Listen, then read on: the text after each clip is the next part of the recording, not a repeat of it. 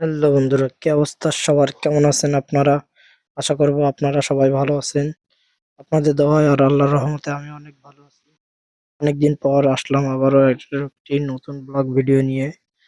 তো আজকে আমাদের যশোরের এয়ারপোর্টে গেছিলাম ঘুরতে।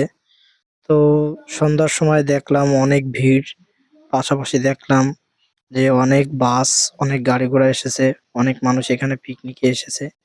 তো কি কারণে এখানে পিকনিকে আসেন দেখতেই পারছেন, এই যে প্লেনটা যাচ্ছে, এই প্লেনটা দেখার জন্যই মূলত আমাদের যশোর এয়ারপোর্টে সবাই পিকনিকে আসে।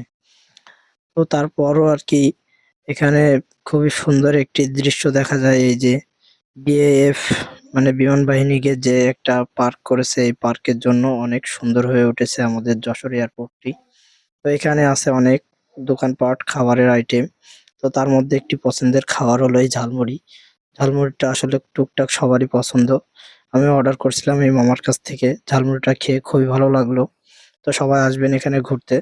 আমার ভিডিওটা ভালো লেগে থাকলে পেজটি ফলো দিয়ে সাথে থাকবেন। লাইক, কমেন্ট করবেন। ধন্যবাদ। আল্লাহ হাফেজ।